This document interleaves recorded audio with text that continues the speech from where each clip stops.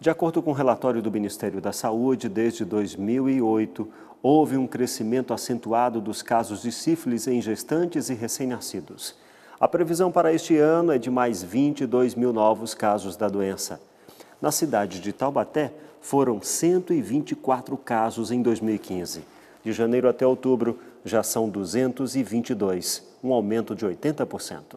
A doença sexualmente transmissível é causada por uma bactéria e atinge homens e mulheres, mas tem tratamento e cura. Existe tratamento e a vida inteira, se ela fizer o exame de sífilis, vai ter a cicatriz sorológica, a gente fala, que é a marquinha, a memória imunológica. Então, assim, para o teste rápido, essa pessoa, se ela falar para a gente que ela já fez o tratamento, ele não é o teste mais indicado, porque ele vai ser positivo o resto da vida. Agora, o que será indicado é o teste sorológico mesmo. Ah, mas é só vir... a gente não só para fazer o teste, né? As orientações de prevenção é muito importante. E a gente tem disponível também os insumos de prevenção, que é o preservativo masculino, o preservativo feminino, e a gente entrega aqui no ato que a pessoa vem e está realizando o exame.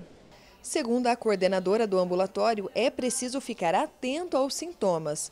Quando não identificada e tratada, pode causar cegueira, paralisia, doenças neurológicas e problemas no coração. A sífilis, ela se caracteriza por algumas fases. A gente tem a fase primária, que é lesões nos órgãos genitais, pode aparecer uma ferida indolor, tanto no órgão sexual masculino quanto feminino, ou na parte oral da pessoa, na boca. E dessa forma a gente faz o diagnóstico da sífilis primária. Ela vai entrar numa fase de evolução, partindo para a sífilis secundária, que se caracteriza principalmente com manchinhas acobreadas na palma das mãos, plantas dos pés, mas pode dar aparecendo uma alergia. E a gente também suspeita do secundarismo da sífilis. A pessoa não tratou, ela vai sumir os sintomas, some mesmo, mas ela continua infectada pelo treponema, que é uma bactéria, o treponema pálido, e ela entra numa fase de latência que a gente fala. A bactéria está ali, escondidinha, fazendo os estragos, e quando a pessoa vai perceber, no anos de evolução da doença, ela entra na fase terciária da sífilis, que é causada por manifestações neurológicas, chamada de neurosífilis. Em 2015, Taubaté teve 124 casos. Já neste ano, foram 222. Há um tempo atrás, a gente instituiu a testagem rápida e a gente está divulgando. Então, antigamente também tinha um número de casos, só que não era diagnosticado, e hoje a gente faz mais diagnóstico. E a gente teve esse aumento expressivo de 79%, quase 80%. Nesse ano, né, do ano de 2015 para 2016, quase 80%. Então a gente vem chamar a atenção da população, da municipalidade, para estar vindo fazer o teste. É um teste bem simples, rápido, resultado é imediato, e a gente encaminha já para o tratamento, para o paciente ter o diagnóstico e principalmente a cura. Nos casos das gestantes, o cuidado deve ser redobrado. É isso que a gente tenta evitar. Então, é obrigatório a gestante fazer no primeiro trimestre, no terceiro trimestre, o teste da sífilis, como outros testes também, de HIV, etc. E a gente acompanhar, fazer o tratamento dessa gestante, acompanhar a queda do título, ver se realmente ela foi curada, para evitar que aconteça o que com o feto. Pode ser aborto, cegueira, surdez e outras manifestações também. A campanha de conscientização iniciou no último dia 25, realizada no Ambulatório de Infectologia em Taubaté. Porém, ela pode ser feita o ano todo de segunda a sexta-feira, levando um documento com foto, e não é necessário o jejum. O teste é muito simples e rápido. O paciente, ao chegar no ambulatório de infectologia, deixa seu documento na recepção e, ao ser chamado na sala de testes, 4 exames são feitos de hepatite C, B, HIV e sífilis. Em média, são 5 minutos para os resultados ficarem prontos. O exame de sífilis é um teste de triagem. Se aprovado, se der positivo, é encaminhado ao médico para exames confirmatórios. O seu Digenal e o Carlos fizeram o teste e estão bem de saúde. Está negativo, graças a Deus. Está tudo em dias. Está tudo correto, tudo ok. A coordenadora faz um apelo. Quero fazer um convite, né, aos munícipes que nunca fizeram um teste, para estar vindo participar da campanha. Se não der para estar vindo nesses dias, terça, quarta, quinta, ontem, hoje, amanhã, ontem já encerrou de ontem, né, para estar vindo durante o ano. É um diagnóstico muito simples de fazer, tratamento também tem na rede e confere a cura. O Comitê da Política Monetária do Banco Central definiu a taxa básica de juros com corte de 0,25% percentual, caindo para 14% ao ano. Essa marca era a previsão da maior parte dos economistas.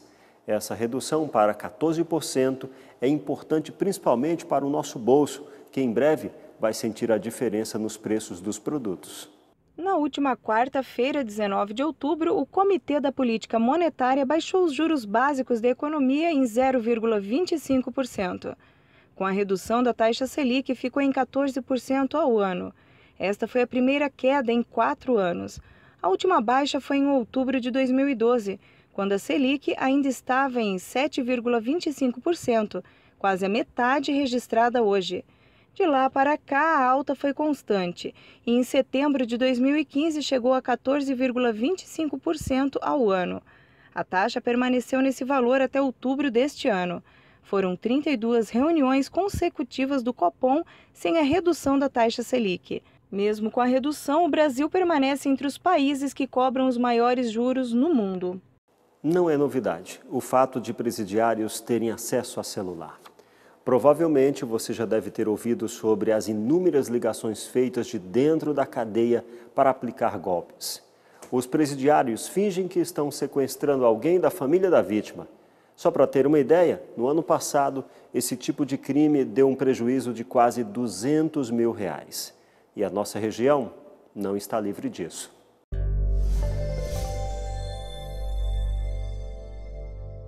Hoje, o nosso encontro com a Polícia Militar vai ser dividido em 2 tempos. Nós vamos falar nos golpes mais comuns para precaver aí a sua atenção.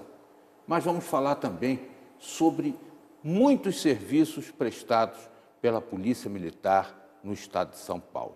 Estamos recebendo o capitão Prolongati, ele é o comandante da unidade de Pindamonhangaba, da companhia aqui em Pinda. Tudo bem, comandante? Satisfação em tê-lo conosco. Eu tive um professor de Direito Penal que costumava dizer que no grande golpe o otário é que queria se dar bem. Tipo as pessoas que nunca tiveram o baú da felicidade, mas que são tentadas a acreditar que ganharam o prêmio do Silvio Santos e fazem uma contrapartida em depósito diante da oferta feita pelo golpista. Esse golpe é já mais conhecido, mas existem outros, né, capitão? Justamente, nós temos uma infinidade de golpes, né? Nós temos desde aquele golpe em que o autor aborda a vítima na via pública e através de uma boa conversa, ele acaba ludibriando a pessoa que acaba passando os seus pertences, um dinheiro que foi sacado. Até aqueles golpes mais complexos. São golpes hoje que são realizados através da internet, do WhatsApp, através do Facebook, através das redes sociais em geral. O mais importante saber é que, na maioria das vezes, as pessoas que caem nesses golpes, elas estão procurando oferir uma vantagem. E, na maioria das vezes, essa vantagem não existe, né? E uma outra parcela das pessoas que caem nesses golpes são as pessoas que caem por ingenuidade, por ter aquela boa vontade, aquela boa educação em querer confiar e acreditar no autor que está ali tentando ludibriá-la. Os idosos são realmente as maiores vítimas? Sim, nós temos uma parcela desses golpes que são aplicados nos idosos. Como eu falei, o idoso ele tem aquela ingenuidade, são pessoas bem educadas, pessoa que tem uma boa vontade em atender a pessoa que o abordou. Então, muitas vezes, eles acabam caindo nessa conversa que é aplicada por esses autores, né? Muitas vezes, esses autores estão sozinhos, mas, na maioria das vezes, existem outras pessoas que aplicam esse golpe em conjunto, né? São quadrilhas que são especializadas nesse tipo de crime, né? Que é o estelionato. Às vezes é o acaso, né? Que se pega um número, liga-se para a pessoa. Outras vezes alguém dá algum tipo de informação. E aí aquele idoso atende lá, o sujeito vem do outro lado da linha e diz: olha, eu estou aqui com o seu parente, eu vou mandar o pedaço da orelha. Ou então diz assim: olha, ele está aqui precisando de ajuda, tem que depositar na conta tal, porque ele está internado. Tem muita coisa acontecendo nesse lado. O que a pessoa faz quando recebe esse tipo de ligação? Tem algum socorro? Pode procurar a Polícia Militar, pode procurar a Polícia Civil? Olha, a gente percebe que muitos desses golpes que são aplicados de dentro do presídio, os presidiários fazem essas ligações de forma aleatória. e aí eles acabam em várias ligações que são feitas ao longo do dia, pelo menos 1, 2, 3 pessoas acabam caindo nesse golpe do falso sequestro, muitas vezes, né? O falso sequestro acaba não sendo estelionato, acaba sendo o crime de extorsão. Ele acaba, nessa conversa que tem com a pessoa do outro lado da linha, convencendo-a de que realmente é um parente seu que está sendo vítima de sequestro. O que a pessoa tem que fazer quando receber um tipo de ligação dessa? Tentar perguntar para ele informações a respeito da pessoa, do parente que está sendo vítima do falso sequestro. Ao invés de dar informação, procurar tirar dele. Justamente, ao invés de dar essa informação, ele perguntar para a pessoa informações que só o seu filho, a sua filha, o seu marido, um parente seu saberia responder. Isso aí já vai fazer com que o presidiário que está tentando aplicar esse golpe, ele já cai em contradição e você acaba percebendo que aquilo se trata de um golpe. Mas a gente percebe que a maioria das pessoas caem nesse golpe porque ela acaba passando as informações para ele durante a ligação. Então a pessoa liga e começa uma breve conversa e ela acaba já falando o nome do filho, o nome da filha, e o criminoso que está do outro lado da linha já acaba usando essas informações que são passadas pelo telefone para utilizar no transcorrer das ligações do falso sequestro. Então a pessoa acaba muitas vezes depositando dinheiro na conta lá que é passada, transferindo vários cartões de telefone para a pessoa ter mais créditos, mas o mais importante é isso, a pessoa desconfiar sempre desse tipo de situação. Por mais informações que sejam passadas a respeito desse tipo de golpe específico, muitas pessoas ainda acabam caindo. Capitão, tem muita gente, eu tenho a impressão que você em casa já sabe de coisas mais ou menos assim, que fazem da vida uma rotina tão rotineira que ficam presas fáceis desses marginais. Sim, justamente. A desatenção é o que leva muitas vezes a pessoa a cair nesses golpes. Então a gente percebe muitas vezes a pessoa é abordada por pessoas na rua, é abordada por pessoas no interior de bancos, próximo dos caixas eletrônicos, e aí a pessoa está com dúvida do que fazer no caixa eletrônico, ela acaba, a pessoa já está lá dentro do banco esperando verificar uma vítima em potencial, ele verifica aquela pessoa que está com dúvida de como manusear o cartão, geralmente são pessoas mais velhas que não sabem como proceder, e aí essas pessoas acabam abordando essa pessoa, eles acabam confiando na conversa, confiando no papo que foi passado para eles, acabam passando o cartão, acabam passando a senha e acabam sendo vítimas aí de retirada de praticamente grande quantias de valores das suas contas bancárias.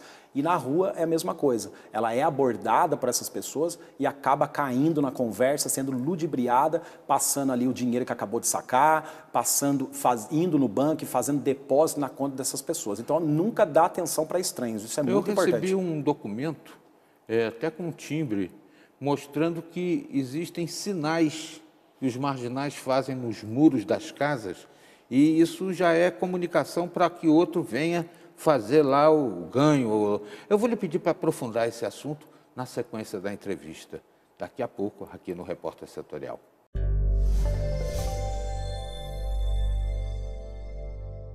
O Repórter Setorial faz um breve intervalo e, na sequência, você fica sabendo. Na segunda parte da entrevista do dia, você vai ver que bandidos aplicam golpes de dentro de presídio e faturam R$200 mil. Aguarde só um instante e aproveite para rever alguns fatos desta semana.